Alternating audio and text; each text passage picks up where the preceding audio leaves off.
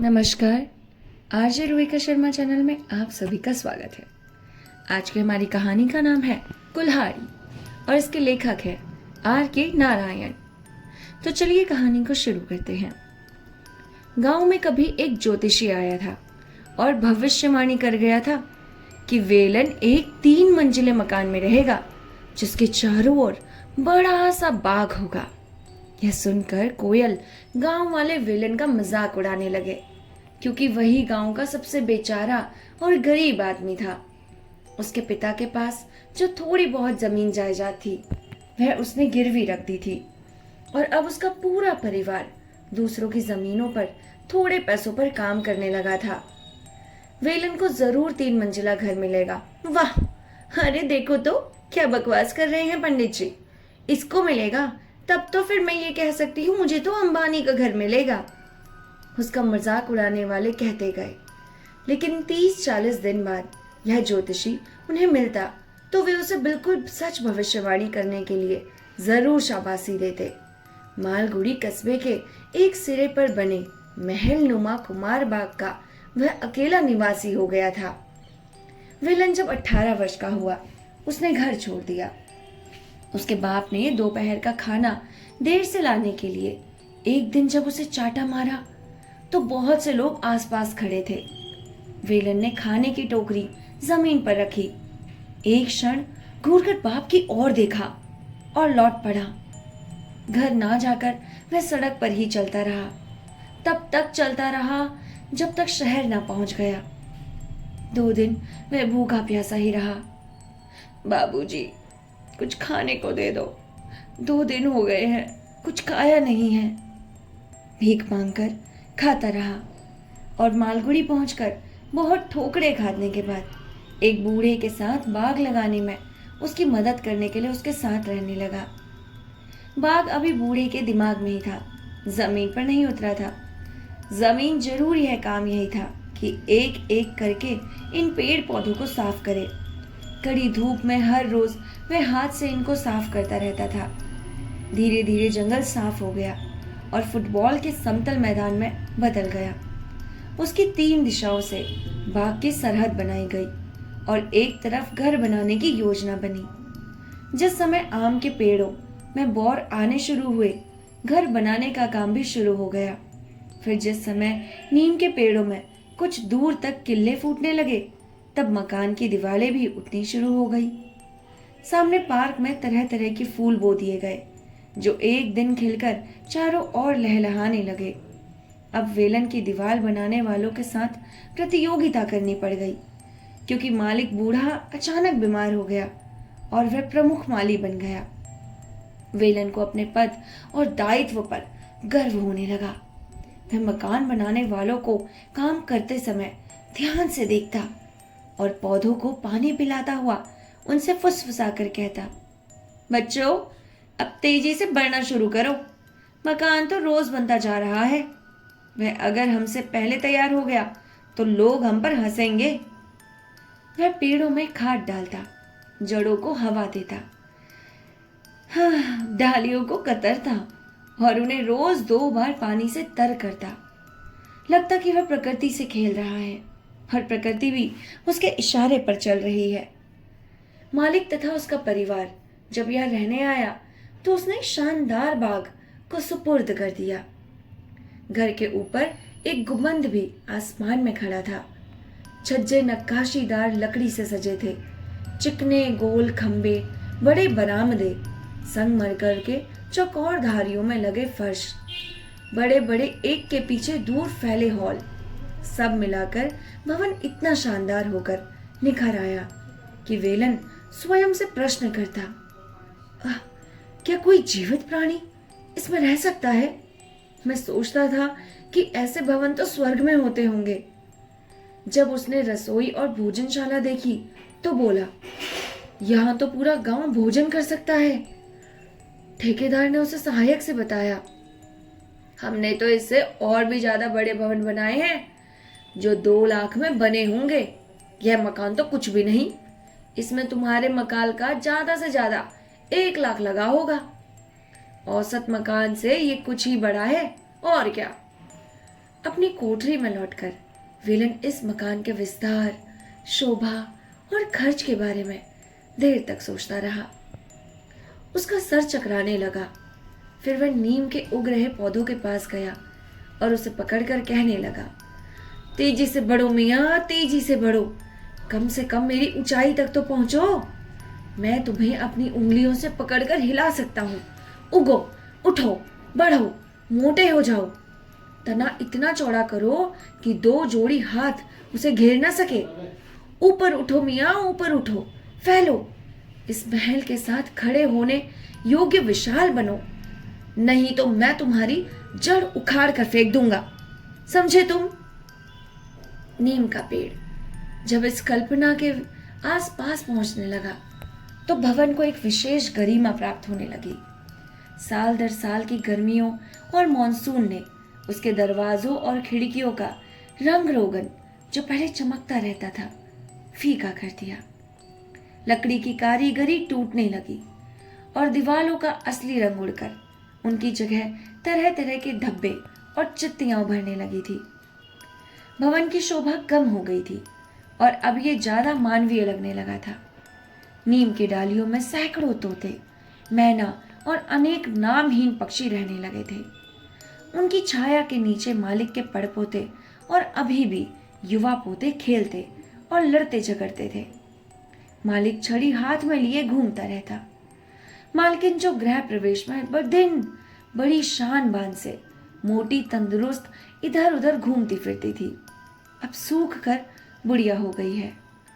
बाल सफेद पड़ गए हैं और बरामदे में कुर्सी पर बैठी उदास आंखों से पेड़ों को देखती रहती है। खुद वेलन भी बहुत कुछ बदल गया है। अब उसे बाग की देखभाल में अपने सहायकों पर निर्भर रहना पड़ता है। उसके माँ बाप, बीवी और 14 में से 8 बच्चे मर चुके हैं। उसने अपनी घरेलू जायदाद वापस ले ली थी, जिसे अब उसके बेटे और दामाद संभालते हैं। वह पोंगल, नववर्ष और दिवाली के दिनों में गांव जाता था और अपने साथ हमेशा एक नाती पोती ले आता था, जब उसे खूब प्यारे लगते थे। वेलन अब पूरी तरह से संतुष्ट और प्रसन्न था। जीवन से उसकी और कोई मांग नहीं थी। उसके मालिक का परिवार भी शांतिपूर्ण जीवन बिता रहा था। ऐसा नहीं लगता था कि जीवन की ये खुशियां किसी दिन खत्म हो जाएंगी। लेकिन तभी मौत ने दस्तक दी। वह कोने में आकर चुपके से खड़ी हो गई।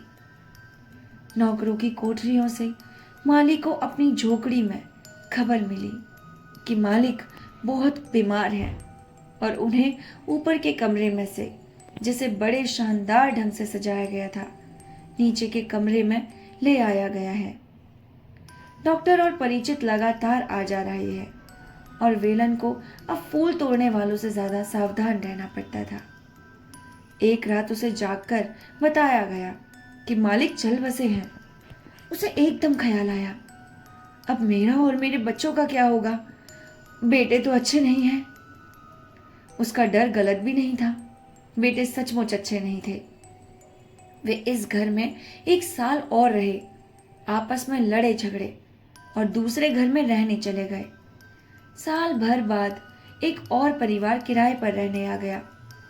विलन को देखते ही उन्होंने कहा, बूढ़े माली, हमारे साथ कोई चालबाजी मत करना। हम जानते हैं तुम लोग कैसे होते हो।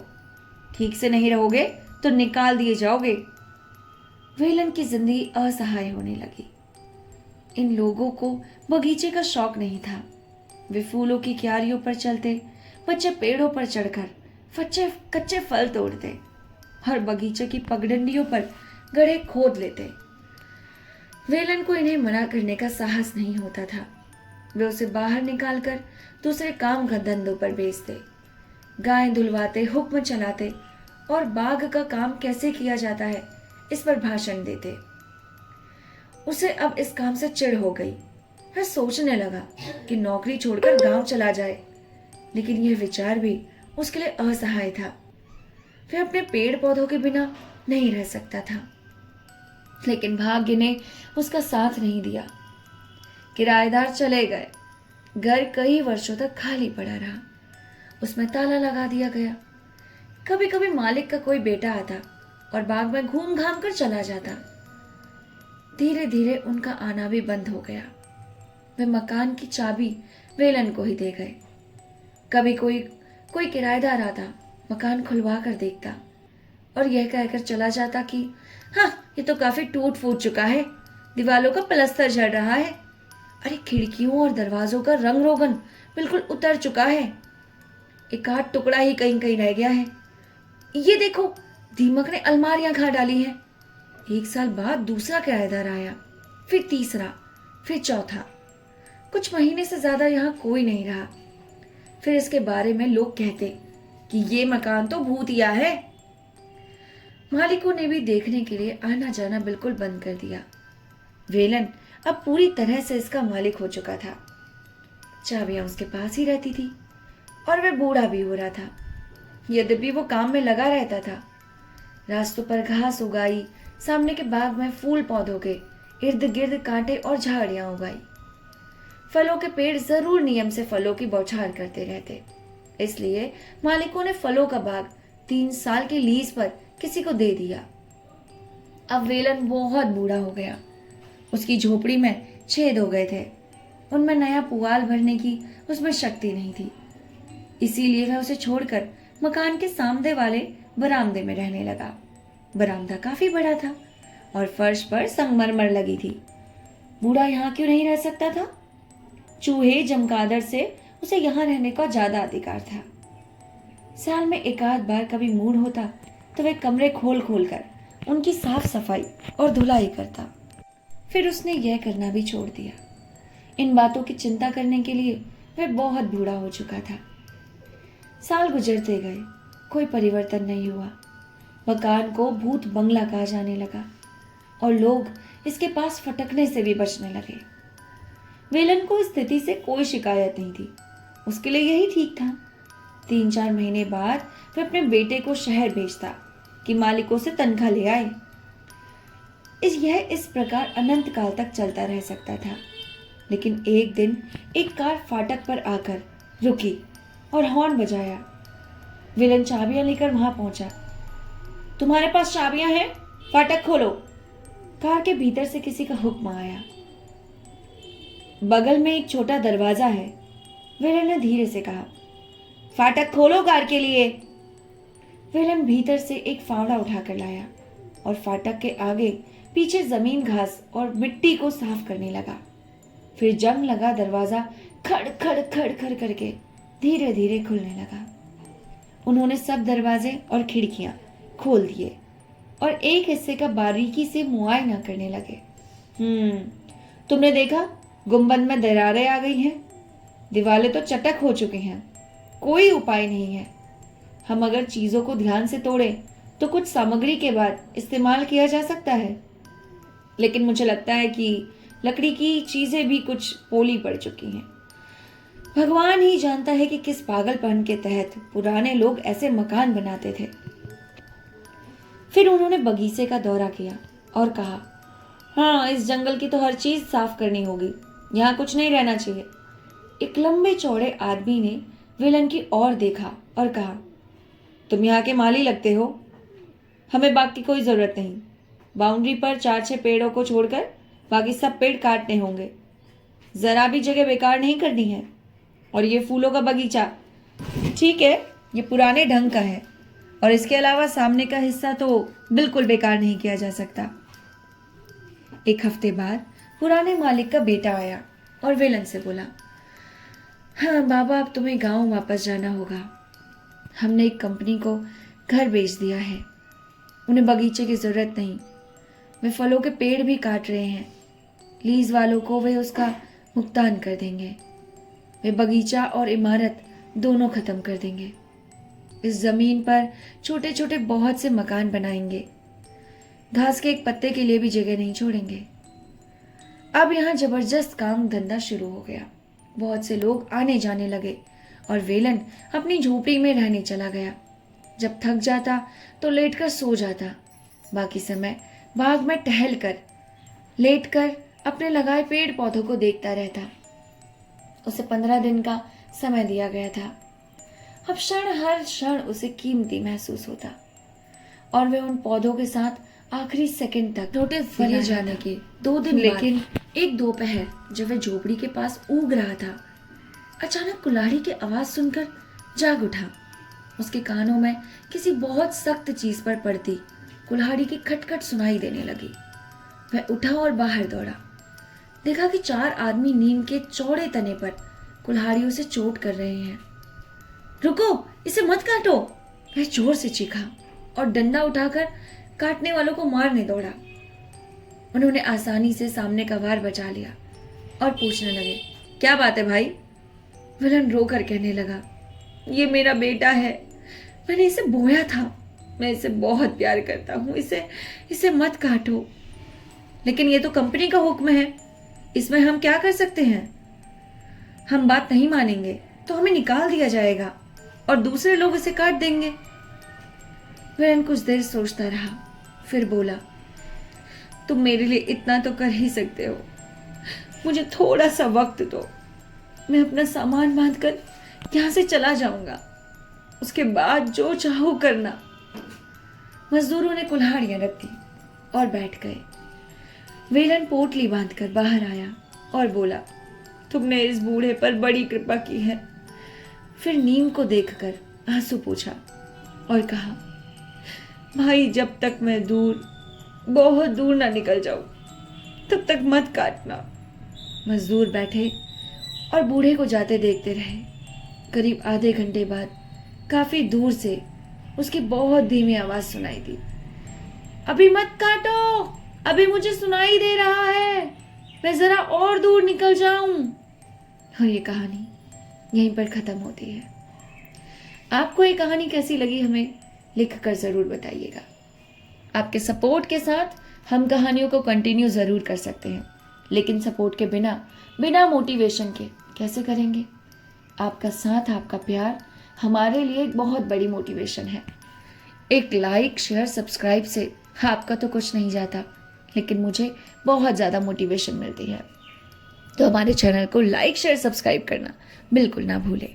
मिलते हैं आपसे नेक्स्ट कहानी के साथ। तब तक के लिए नमस्कार, अपना ख्याल रखिएगा।